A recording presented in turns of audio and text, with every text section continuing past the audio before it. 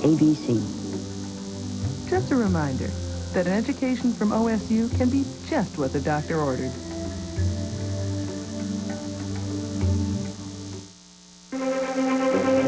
From NBC News in Washington, this is Meet the Press with Tim Russert.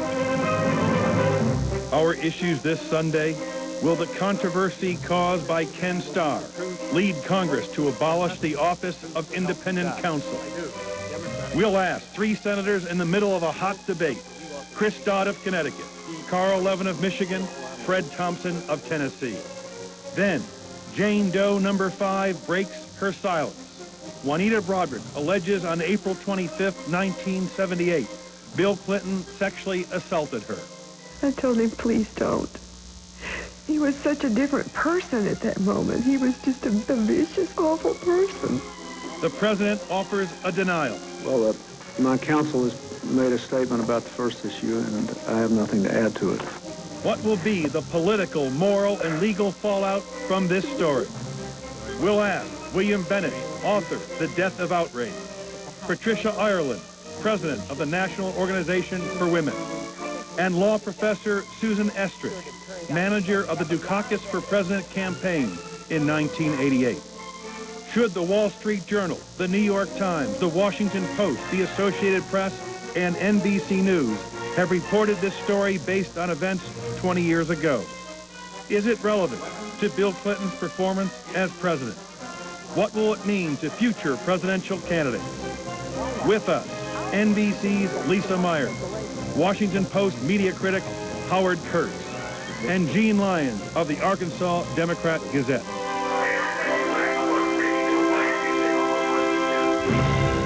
But first, after the Watergate scandal, Congress created the Office of Independent Counsel as a way to insulate investigations of wrongdoing by high government officials from political interference. But now many believe abuses may outweigh the benefits. Here with us are three United States Senators: Christopher Dodd, Carl Levin, Fred Thompson. Welcome all. Thank you. Good morning. Senator Dodd, let me start with you. Do you believe Congress will and should abolish the Office of Independent Counsel? Well, I think it should. Whether or not it will or not will be determined by what happens later this spring. It seems to me that this law has just proven to be a failure. We've had 20 independent counsels.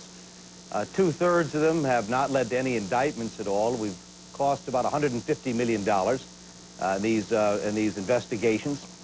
The Constitution is ignored. There's no accountability at all here. The checks and balances one ought to have. We're avoiding other policy issues. We're wasting money. We're destroying the reputations of people. We're costing millions of dollars for innocent people to be drawn into the web of this political process. We have a justice system. You have an attorney general. You have an office of professional responsibility, accountability. We ought to go back and use that. That's been the most effective tool, it seems to me. This law just is not working. We ought to give it a decent burial. Its intentions were good. Its authors were honorable. But the law just doesn't work. Senator Carl Levin of Michigan, a fellow Democrat, you have a much different view. A significantly different view, but I think we have to have some mechanism to have to be sure that the public has confidence and trust in investigations of high-level officials who are close to the president. History has shown that where there are allegations of criminal wrongdoing that are credible against high-level officials, that unless you have somebody doing the investigation who is independent, that you're not going to have public confidence and trust in the outcome. Now, the independent counsel law, each time it was reauthorized, we put in more and more limits and restraints on the independent counsel to try to limit his power.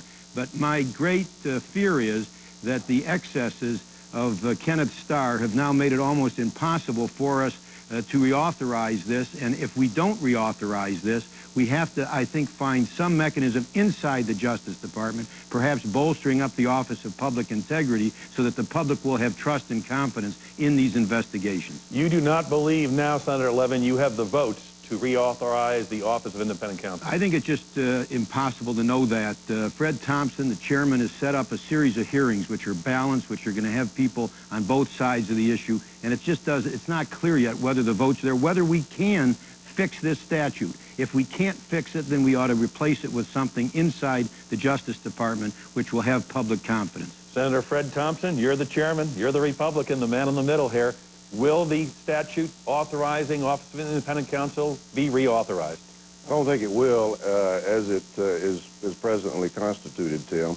I think that my colleagues have very well stated the balance that we've been trying to achieve over the last 20 years, and that is independence on the one hand and accountability on the other. And we've about concluded you can't have both at the same time. I think really the question is more than just this statute or in reaction to one independent counsel. I think a lot of people are questioning the concept of whether or not, even though we do have a conflict of interest sometime or potential injustice, whether or not we can set up someone who really is totally independent. There's really nobody who has total independence in our system of government. And if they had total independence, they would probably be dangerous. So we're struggling now to see whether or not, putting this statute aside in all probability, there's a way that we can achieve a certain measure of independence, but more accountability. That's what's been lacking over the last 20 years. Senator Thompson, last year on this very program, however, you were calling on Janet Reno, the Attorney General, to appoint an independent counsel to look into whether the Chinese government had laundered illegally campaign contributions or influenced our political campaign. Isn't there a need for an independent counsel to look at those kinds of serious matters? Well, there's a need to apply the law that's on the books, and one of the problems that many of us have with the independent counsel law is that the Attorney General has shown that it can be totally avoided. We think that the last presidential campaign demonstrated beyond the purview of a doubt that someone should have come in and looked at that under the independent counsel law, that the law called for that. However, if we didn't have a law on the books such as the one that we have now, we would still have a mechanism that we had for about 200 years in this country where the Attorney General could call for a special counsel.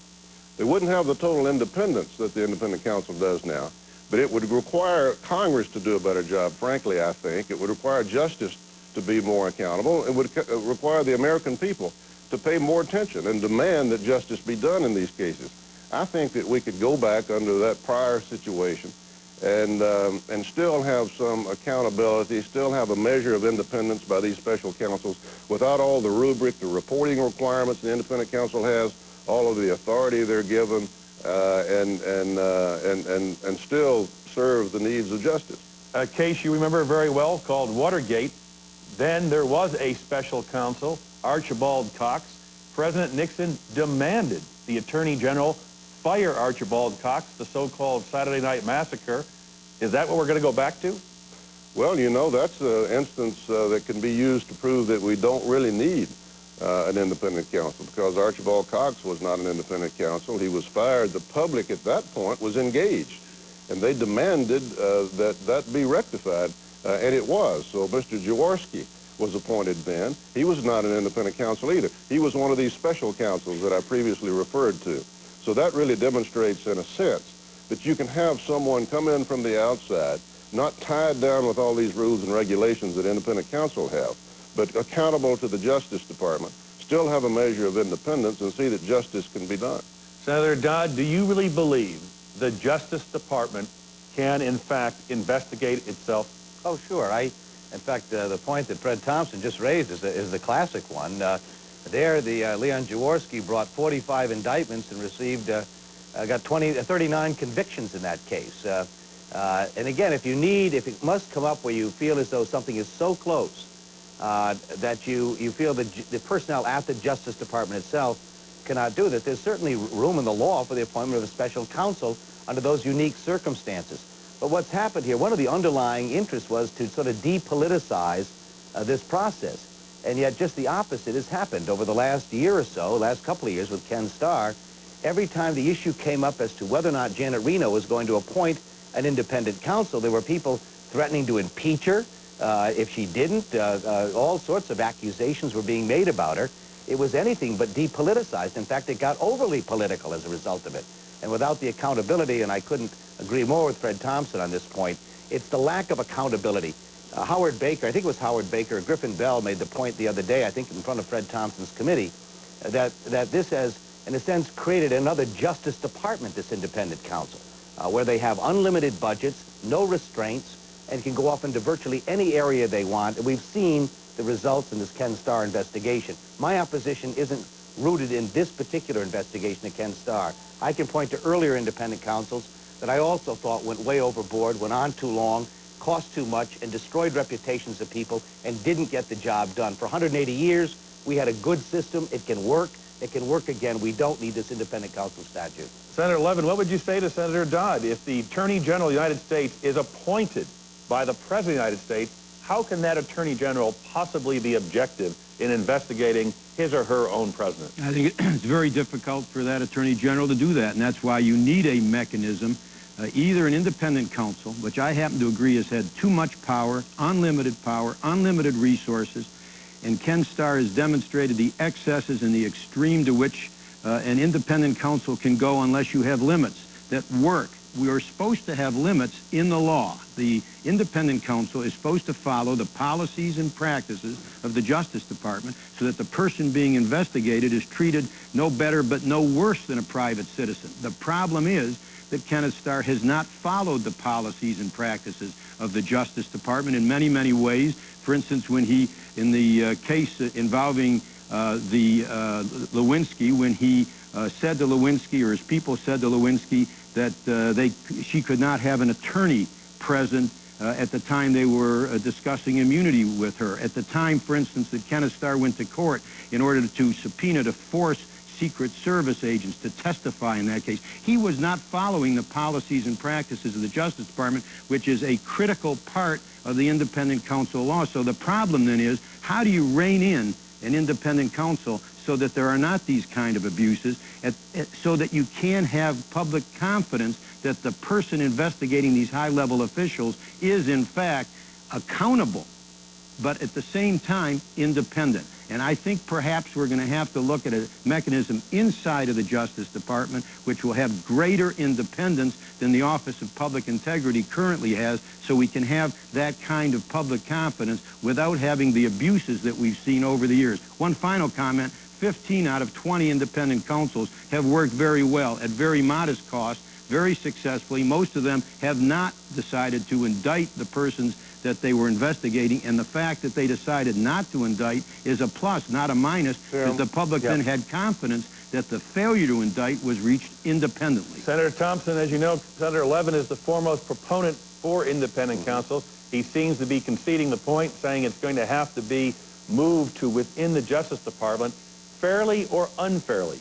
Do you believe the behavior of Ken Starr has doomed the future of independent counsel? I don't think it has to do with Ken Starr. I think it has to do with the law. You know, too often in Washington, and I think this is probably a good example of it, we react to what immediately is before us and what has just happened. That's what created the independent counsel law to start with, the reaction from Watergate. We need to take a deep breath and realize that we're putting down a law or changing a law or eliminating a law that's going to have effect on several, perhaps generations.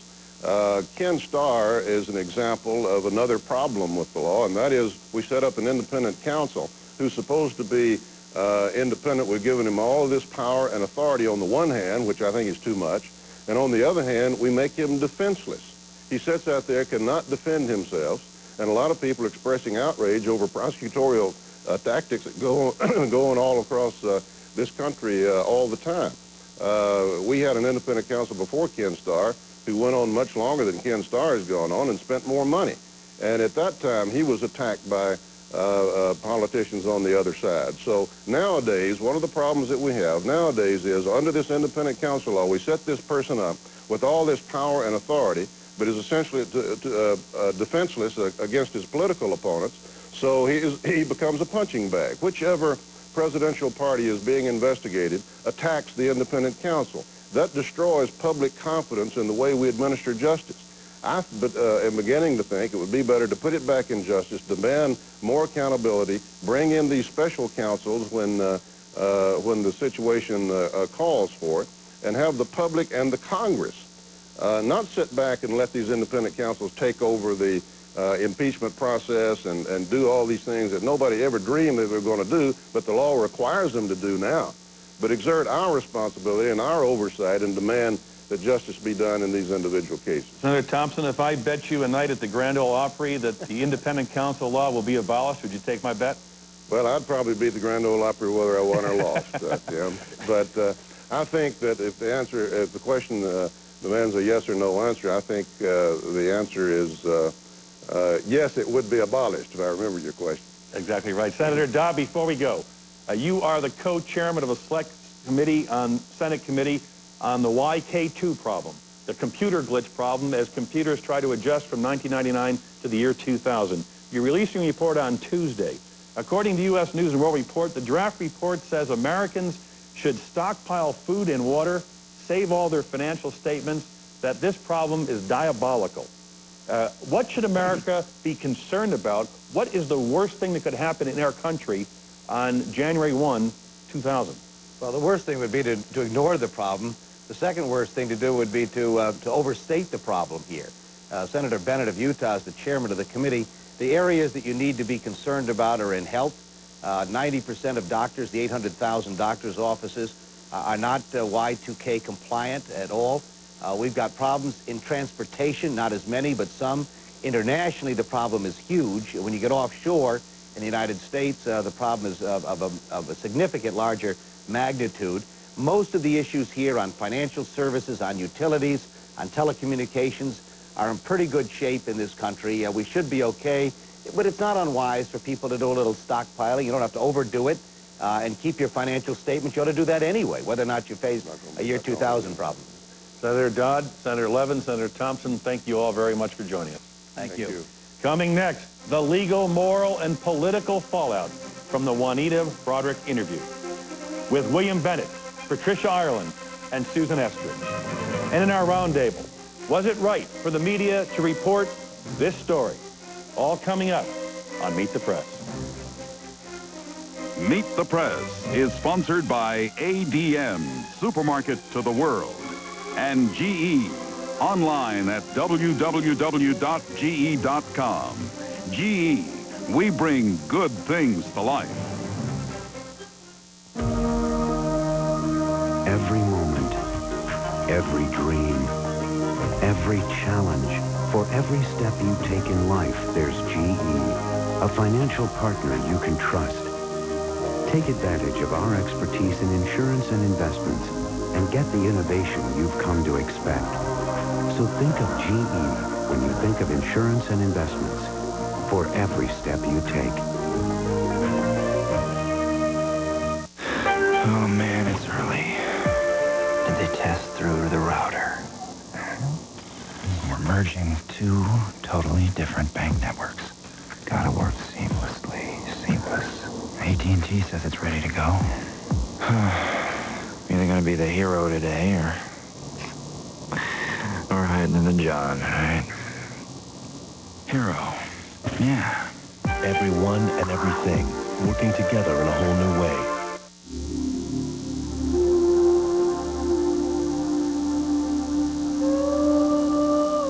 The best things in life just come naturally. Like natural vitamin E from ADM. Made from the healthy goodness of soybeans, you'll find it in many leading brands of dietary supplements. Studies have shown that natural vitamin E is significantly more effective than synthetic brands. It's a powerful weapon in helping you maintain cardiovascular health and a good cholesterol level. Natural vitamin E can help strengthen your body's own disease-fighting abilities and maybe even help you feel younger longer. It's your health. It's your life. Do what's right for you. Natural vitamin E from ADM. Do what comes naturally. A place of visionaries. A place of dynamos. A place where if you want, you really can change the world. A place of doers and darers and shapers. Who's next? The New York Stock Exchange. The world puts its stock in us. Earlier this week, Dateline NBC aired an interview by NBC correspondent Lisa Myers with an Arkansas woman, Juanita Broaddrick. Mrs. Broderick described an alleged encounter with then Arkansas Attorney General Bill Clinton in the spring of 1978 in a Little Rock hotel. According to Mrs. Broderick, the meeting about Mr. Clinton's campaign turned into a sexual assault. More than 40 congressmen were briefed on this allegation before they voted for impeachment. For the first time, Juanita Broderick has chosen to speak out. Lisa Myers asked Mrs. Broderick to describe what happened. I just told him no. You know, please don't do that. Then he tries to kiss me again. And the second time he tries to kiss me, he starts biting on my lip. Just a minute. He starts to bite on my top lip, and I try to pull away from him. And then he forces me down on the bed. And I just was very frightened. And I tried to get away from him, and I told him no. I didn't want this to happen. But he wouldn't listen to me. Is there any way at all that Bill Clinton could have thought this was consensual? No, not with what I told him and with how I tried to push him away. It was not consensual. You're saying that Bill Clinton sexually assaulted you, that he raped you? Yes. Shortly after Juanita Broderick went public with her allegations, the president's attorney issued the following. Any allegation that the president assaulted Miss Broderick more than 20 years ago is absolutely false. Beyond that, we are not going to comment. William Bennett, what will be the political, moral, and cultural fallout of these allegations? Well, at the moment, it looks like it may be, sad to say, nothing. At the moment, it looks like there are clearly serious and plausible, there's a plausible notion that the President of the United States has committed rape. It's a plausible idea. People who watched the interview that you just showed, an excerpt, believe her by a pretty wide margin. But it also appears, judging from most of the media and most of the public reaction, the silence on Capitol Hill, that most people are just too tired to inquire into the question as to whether the President of the United States committed rape. Patricia Ireland, the President of the National Organization for Women, what will be the political, moral, and cultural fallout from this, particularly for women? I hope that some of the fallout will be an additional focus on how weak some of the sexual harassment laws are and how difficult it is still to bring forward charges of rape.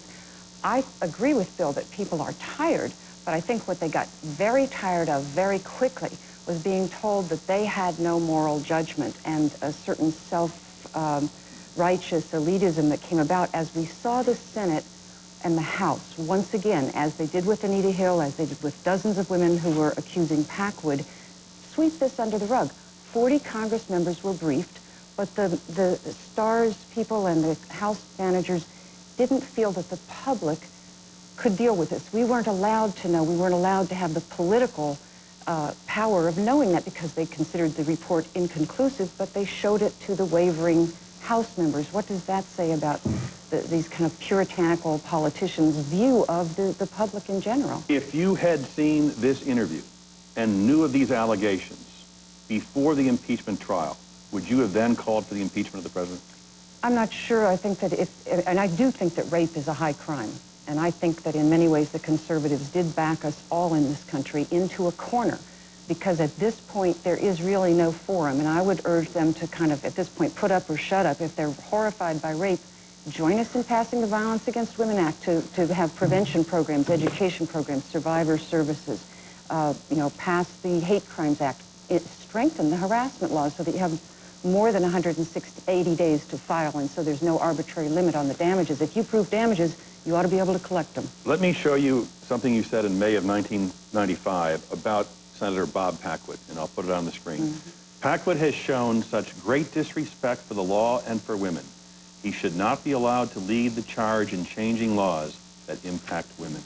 Do you believe that Bill Clinton has shown such disrespect for the law and for women that he should not be leading the charge in changing laws that impact women? I don't know that he can lead the charge. He is seriously damaged at this point. When I saw Juanita Broaddrick's interview, the first thing that flashed through my mind was, you know, after 21 years, we will never know the truth of this, and there is no way that Bill Clinton can look in the cameras and deny it and have anybody believe it.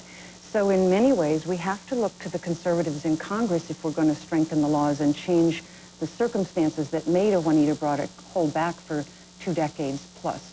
And I'm a little, you know, there's a little concern on my part that STARS people who are no friends of Bill Clinton found her account inconclusive. And, you know, when the House managers went over there and the House members saw it, I'm not clear what that means. I mean, on the one hand, on the other hand, we don't get to see it, they do, and it's inconclusive, but it should be impeachable. Susan Estridge, professor of law at the University of Southern California. What do you believe will be the political, legal, moral, cultural fallout from this interview? I think once again the American people are, I'd have to disagree with all due respect with both Bill and Pat. I don't think it's that we're so tired. I don't think it's that we're so ignorant. I think it's that most people look at an interview that is 21 years old about something that happened in a hotel room 21 years ago and reach the conclusion, which I think is the only conclusion, that this can't be proven, this can't be disproven, that it is too late in the day, 21 years later, to be deliberating a rape charge here. And I do indeed believe that rape is a serious crime. I'm a rape victim. It pains me to watch this. But I don't think we should be convicting the president 21 years after the fact. And I'm a little troubled to hear the discussion as if these allegations are true. I mean, you know, this is very serious stuff, and even if in 1978 some of it would have been called bad sex, and I think it would have been, Tim, you know, we can't convict the president on this kind of speculation. I think, you know, unless you're ready to reopen the impeachment process, Bill Bennett, it's time, and the country wants to move on. And it's not that we're tired, and it's not that we're lacking in moral outrage. I think it's that a lot of people have some good sense. Come on. This is just horrible. Patricia Ireland wants to use the occasion to attack conservatives again, and Susan Estridge wants to use the occasion to attack me. The president... No, I'm not just a attacking second, you, Susan, Bill. just a second. There are plausible charges of rape here. Rape by the man who is now president of the United States. It's not a question of impeachment. It is not a question of conviction. It is a question of asking for answers from the president of the United States. He's got records, Tim, when he was Attorney General of Arkansas. They're in his personal possession of where he is on that date. He will not release those records. On background, as you know, as your reporters have pointed out, the White House people are saying, well, he was in the hotel room, but if something went on, it was consensual. Now, is it too late to ask for an inquiry on this? You know, we went through an inquiry in the case of Clarence Thomas that was seven or 8 years old. About what? About dirty talk. This is about rape, for God's sakes. I mean, if we cannot pursue this inquiry, if those Democratic senators who wrestled with their conscience and talked about principle and said, my God, it's very serious, the kind of man that we have in charge of the United States, if they can't walk down, if the feminist organizations can't ask to see the president and sit down and say, explain yourself, they say, well, the presumption of innocence, this is not a legal inquiry, this is a civic inquiry. And Mr. President, you have forfeited the presumption that you were telling the truth because you have lied to us so many times. Now, I think we can certainly press that inquiry. Can I jump in for a second? I think that there has to be a common sense standard. I agree with you. We don't have to have a legal standard of proof beyond a reasonable doubt. But what troubles me is that if this were known, as we've heard now, the rumor's been out there since before the 1992 elections, if in fact she had denied the allegations and then signed an affidavit saying that they didn't happen and then said now it did happen, I do think that it would have been good for the public to have known that. Why did it have to all be done behind closed doors? Beyond good for the public. Go ahead, Susan, let me just show you all an excerpt from New York Times editorial yesterday and see whether or not you can agree on this. And this is what the Times said. Unless Mr. Clinton wants to serve out the remaining 2 years of his presidency oddly isolated from the people he leads, he must find a way to resume a normal dialogue with the American people and the press. It may be that he can add little to David Kendall's terse denial about the Broaddrick allegation, but it would be nice to hear Mr. Clinton himself address the matter and provide his version of what transpired transpired if, in fact, the two did meet in a Little Rock hotel room in 1978. Professor Estridge, do you believe that that's reasonable request by the New York Times? No, I think the New York Times is deeply out of touch with the people of this country. I mean, look, we're about to start this again. We've just gone through it. I myself, and I think I speak for a lot of women I've talked to lately, do not want to hear Bill Clinton's version of the details of what went on in a Little Rock hotel room 21 years ago. I don't want to know it. I have to tell you, Bill Bennett is ready to start a civic inquiry and to tear people's lives apart based on a plausible allegation. I got to say, I impose a higher standard than that. And I have to add one other point. As a rape victim myself, I am very sensitive to all the reasons that a woman would not come forward and the scorn she would meet and the like. But still, I find it utterly implausible that if this man really did commit rape, that a woman would sit by and let him become president of the United States, let him get reelected president. If she could do that, if she could swear under oath, if she could let him be reelected, let's let this matter go away. I don't want a he said, she said with a civic inquiry led by Bill Bennett. I don't even know what that means. Patricia Ireland. Let me jump in here and surprise you and say that I think Bill Bennett speaks the truth in some regards. And number one, I do think the conservatives have backed us into a corner by the way this played out. And I think the way it played out, Bill Clinton trumped them all over the place. However, to say that this woman's charges are not believable because she didn't bring forward at any point, I think is ignoring the reality of what rape victims go through. And I know Susan has herself had that experience, but let me just say that I do think that it's still relevant, and I do think that people are very concerned if this man raped a woman and is in the White House. And I agree with Bill Bennett. I think that he ought to bring, his legal team ought to bring forward some of the documentation. I don't think we can just say, oh, well, it's too late. He's going to be there. You want to hear from the president? I don't want to hear from the president. I want to see whatever hard, concrete evidence they have. Let me ask you a very serious question, because there have been a lot of allegations of a double standard for a liberal Democrat versus a conservative Republican. If you knew now about Bill Clinton's relationships with Juanita Broaddrick, Paula Jones, Kathleen Willey, Monica Lewinsky, would you support him for a seat on the Supreme Court?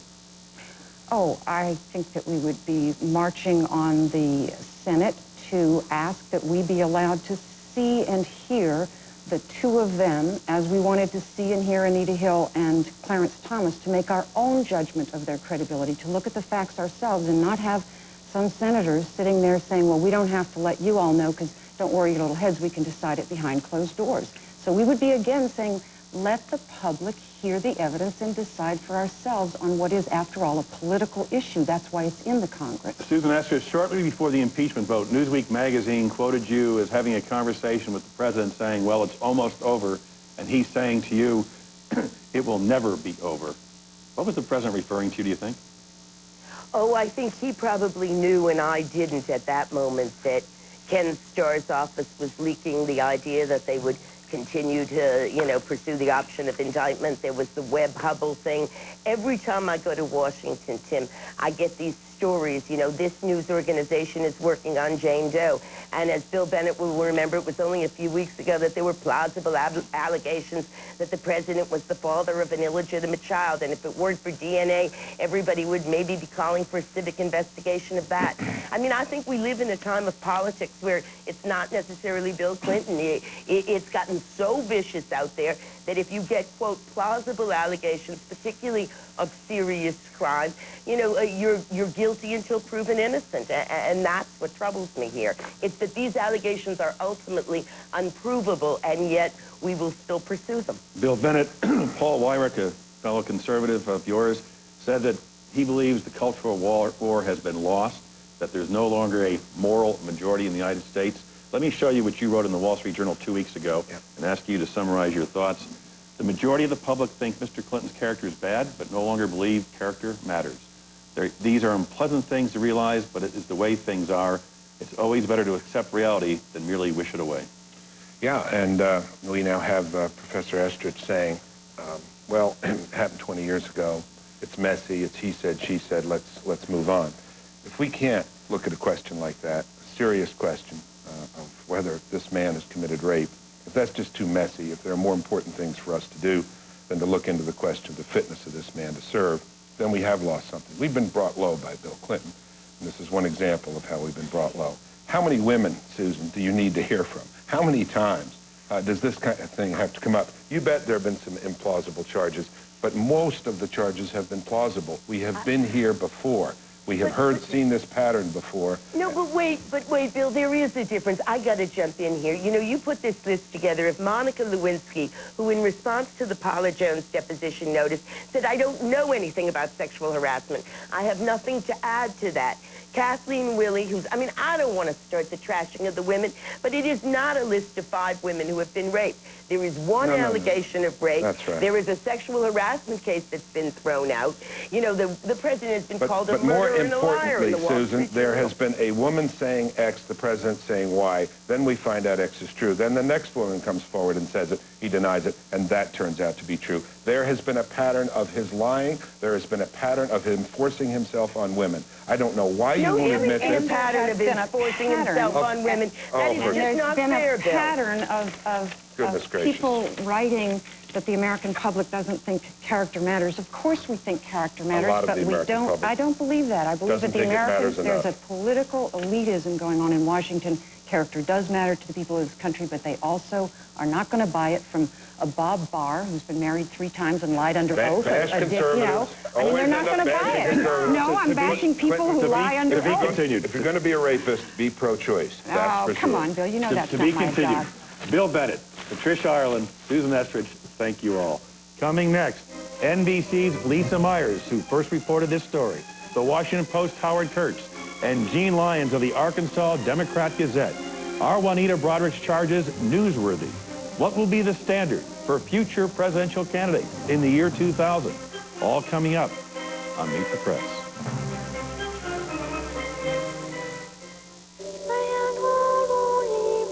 Where will you be when the millennium turns? Your dreams change. So have we. Now Dean Witter and Morgan Stanley have joined to provide a world of investment advice on a personal level. The world will change, but at Morgan Stanley Dean Witter, we will always measure success, one investor at a time.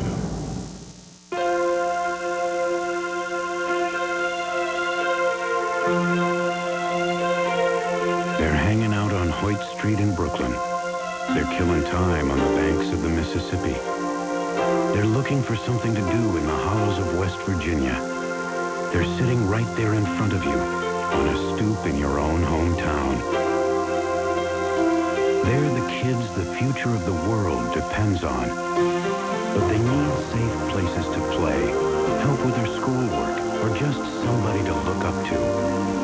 That's why GE employees and retirees have pledged to volunteer 1 million hours of their own time by the year 2000, a pledge that we intend to meet and surpass. So whether we find them in the alleys of the inner cities or the back lots of forgotten towns, one thing's for certain.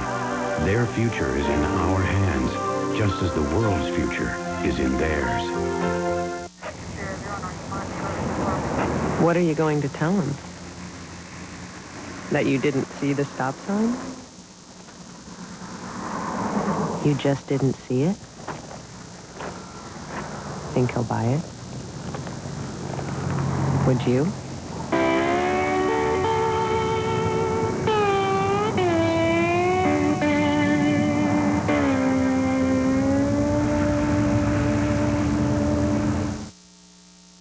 Should the media have reported the story of Juanita Broaddrick? Our roundtable after this brief station break.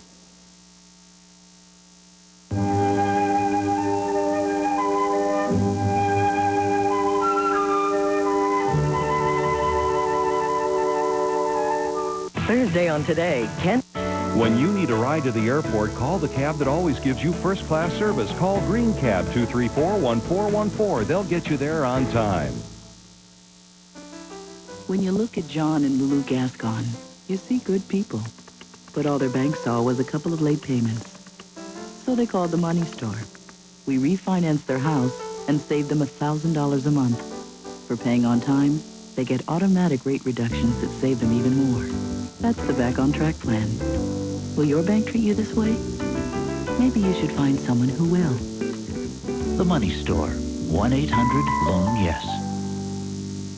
News Channel 8 can also be seen on these local translators.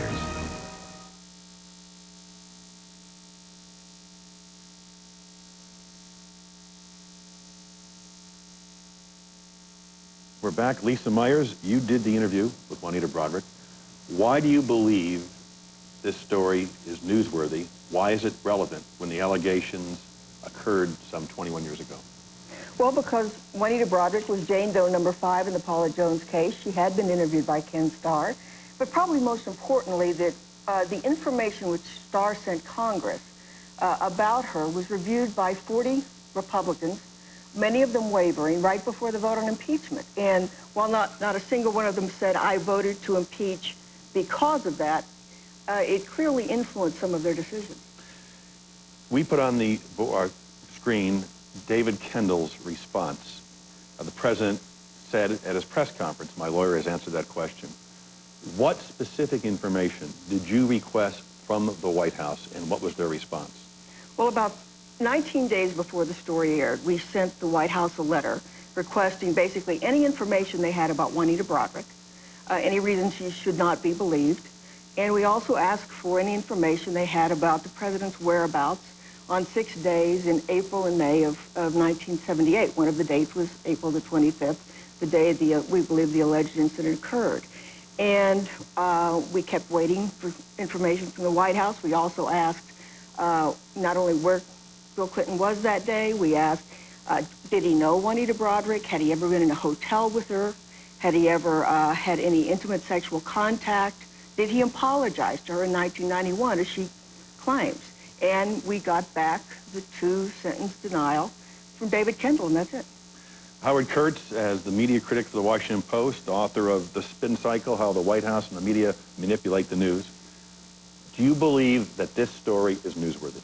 It's a very tough call, Tim, for a lot of news organizations because these are ancient and unprovable, essentially, allegations. But when you have an on-the-record interview, or in the case of NBC, on camera, with Juanita Broaddrick making this kind of serious charge, when you've talked to people who say she told them at the time, then it is, and when you have the White House refusing to answer questions, it's hard to say that it's not a story. Anita Hill's charges, as was observed here earlier, far less serious, and nobody, very few that I recall at that time, were questioning whether the press should or shouldn't have gone public with that. And so I think that an argument could be made. I know there's a lot of internal debate at this network about whether NBC should have done this sooner, should have done this perhaps when the Senate was still deciding the political fate of the president. Some have suggested that you must be certain that the allegation is true before you print it or broadcast it. Well, you do certainly have to convince yourself that it's plausible, that your key witness is credible, that there is nothing that contradicts it. But look, we publish all sorts of allegations all the time that we can't possibly know on day one whether they will ultimately be true. You've got to be fair, you've got to be cautious, you've got to double and triple check, but you can't have that level of certainty in journalism. And so there is a good question here about relevance, and I think there was a lot of nervousness on the part of NBC, for example, which did, after all, decide to air this interview after the Wall Street Journal and the Washington Post had published Juanita Broaddrick's account.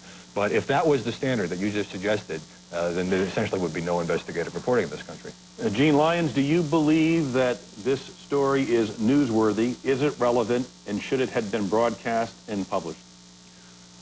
My feeling is that the House managers and Kenneth Starr made it news, and that therefore there was nothing wrong with doing the story.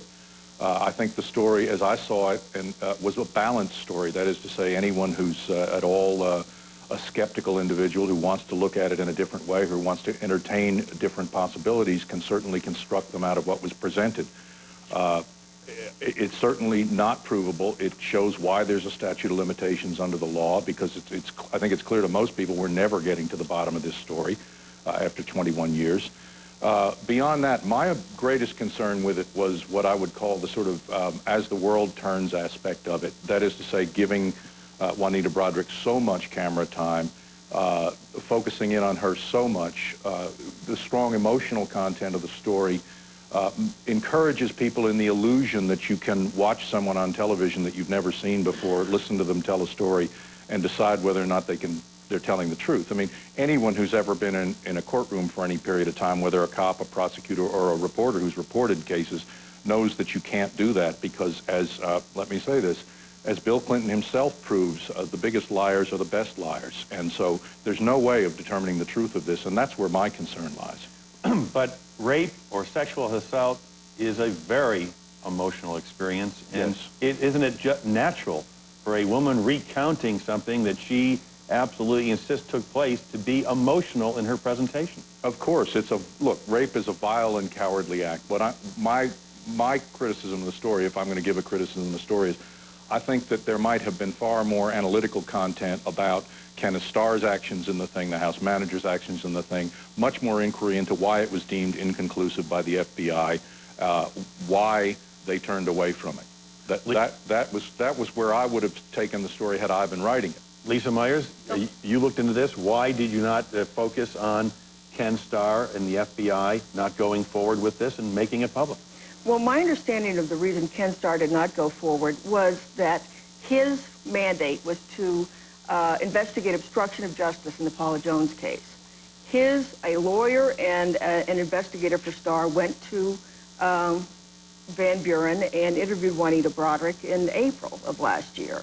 And she broke down during the interview. She did stipulate that Bill Clinton's sexual advances continued after the point she said no.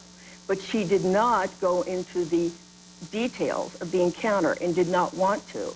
And Ken Starr's investigators did not press her. They said, we are here to investigate obstruction of justice, and Juanita Broderick said, there is none. I filed a false affidavit of my own doing. The president never intimidated me, he never threatened me, and he never encouraged me to lie.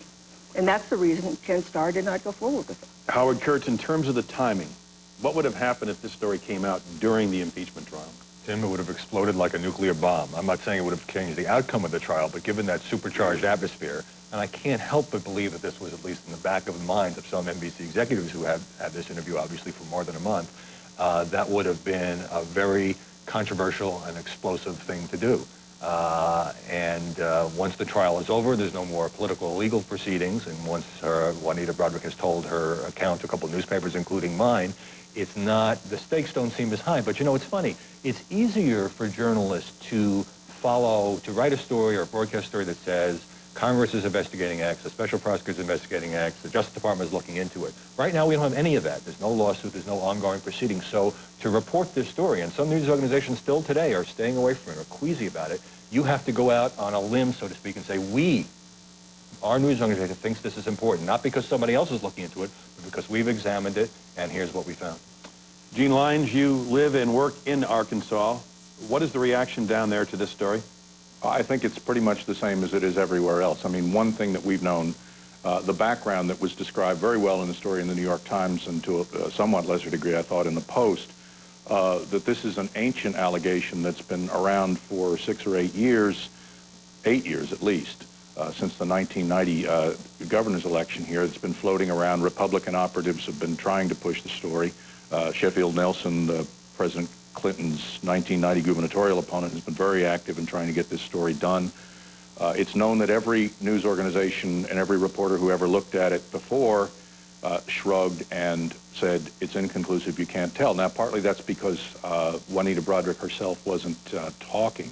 If I were to, again, play devil's advocate here, I would note that we tend to be very skeptical of the White House's explanations, and it would be folly for them, legally anyway, to make any more explanation than they have.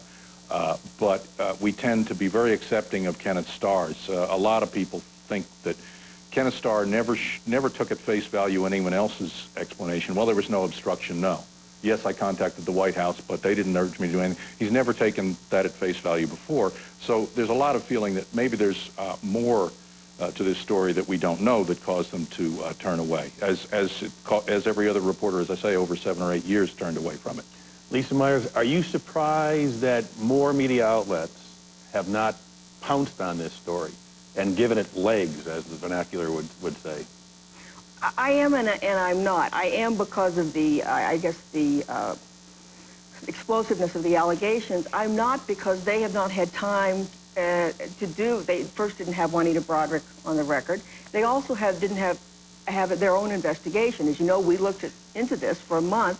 We found a lot of things that tended to confirm or support her story. Well, no one will ever know what happened in the hotel room, but including the date. She could not remember the date. She could not remember but the date. You and your investigators were able to find the date, April 25th. We found the date. We found that there was indeed a convention at the hotel where she claimed to have been, and that she received credit for being there. So we had our own material. The one thing I wanted to ask Jean is, if you were accused of a hideous crime, such as rape, wouldn't you want to do more than issue a denial through your lawyer? Wouldn't you be shouting from the rooftops that you're not guilty? Gee, in my case, I mean, how many times can Bill Clinton go out there and say he's not guilty? I don't know. You know, the range of things that he's been accused of I mean, there have been people who you could put on camera who would cry for you, who would say they'd seen him snorting cocaine, who would say that he was involved in smuggling drugs. There have been accusations of murder against him.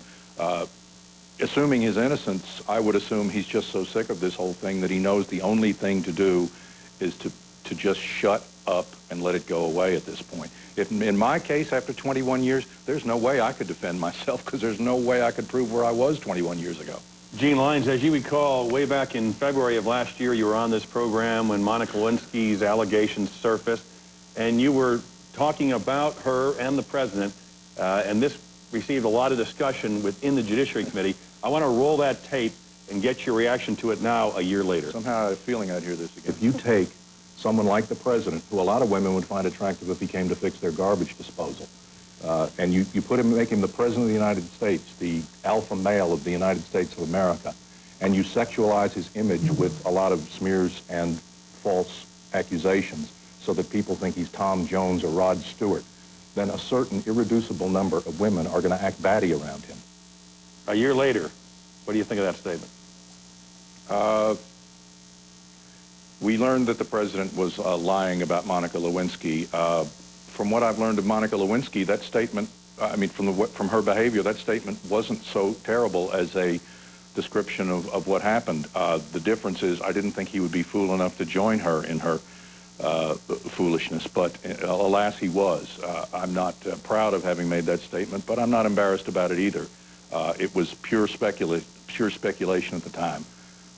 This other thing, and this is my problem with the whole thing. I do agree that rape is a vile and cowardly act, okay? It's a vastly, it's not a small jump from a consensual fooling around with a person young enough to be your daughter. It's a moral jump of a mile. It's a huge jump. And I think that to say that we've caught Bill Clinton telling falsehoods about his sex life one time, to jump from that to say that he's a rapist is a jump that I'm not on evidence willing to make. And that's where I think most of the American people are. They're concerned about this, but they know they're never going to have an answer. Howard Kurtz, before we go, Jane Doe 5, Juanita Broderick, where does the story go from here? Well, it depends on whether the rest of the press, but more importantly, the public, which after all feels that the press has been out of touch on all these sexual inquisitions, Monica Lewinsky and so forth for a long time, whether they feel like this is something that has to stay in the news or whether it just kind of fades. We have to take a quick break. We'll be right back with more of Meet the Press right after this. Meet the Press is sponsored by T. Rowe Price, helping you invest with confidence for over 60 years. Well, it's time to go. Oh, we love having you here. Oh, we'll be back. It's a great place. Thanks. Have you always had this in? Oh, we ran our own printing company. This was always our dream for when we retired. You should have seen it before. It needed a lot of work. We did it. I don't know if we'd be able to do it. You'd be surprised. Martin got us investing in T. Rowe Price. Even helped us work out what we could spend once we retired. Maybe we ought to think about that. I think so. T. Rowe Price, helping people invest with confidence for over 60 years. 50,000 people are signing up for cell phone service today. You know what else? 148 million people are hooked up to the net. 7 billion emails are being sent. What's it all mean? There's a communications revolution going on, and one company is right in the middle of it all.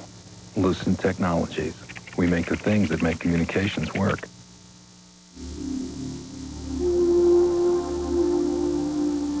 The best things in life just come naturally, like the natural vitamin E that ADM makes from soybeans. Now available in many leading brands of dietary supplements, it can help you maintain cardiovascular health, a good cholesterol level, and maybe even help you feel younger longer. Natural vitamin E from ADM. Do what comes naturally.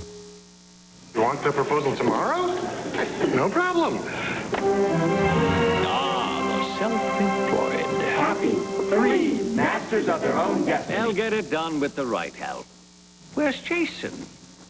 He's gone out on his own. He can't do that. He hasn't finished his training. He just likes to hang out with entrepreneurs. We can't let them think we're too small. Let's go. You've got the knowledge. You've got the internet. Just show them what you know, and you can compete with the big boys. We know that. Put your charts in color. It'll focus the conversation. All our charts are in color. Now that looks professional. It has to. This document represents us. Wait. Jason, they're doing fine. But they have no support staff. Son, they have Xerox digital copiers and printers, software and service. Let's go home. I really did think that Xerox only worked with big businesses. That boy's got a lot to learn. Keep the conversation going. Share the knowledge. The Digital Document Company, Xerox. Thank you all. We're out of time. Start your day tomorrow and today with Katie and Matt, then the NBC Nightly News with Tom Brokaw. That's all for today. We'll be back next week. If it's Sunday, it's Meet the Press. Go Bulldogs.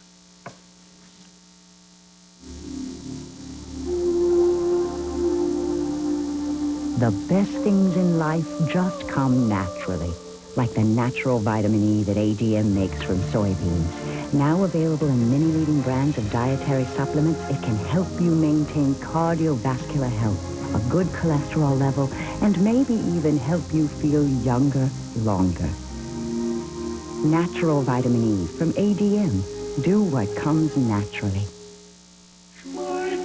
Have I been a good husband? Have I taught my children the right things? And have I learned from what they've taught me? We each measure success in our own way. Now Dean Witter and Morgan Stanley have joined to provide a world of investment advice on a personal level. Have I done the best I could? Yes, I believe I have. Morgan Stanley, Dean Witter. We measure success, one investor at a time. Hey, this is your contractor. I know we said we'd be back this week, but we won't. Hi, I can't locate those fixtures. Yeah, it's no hole in the tile. I can't believe this is happening.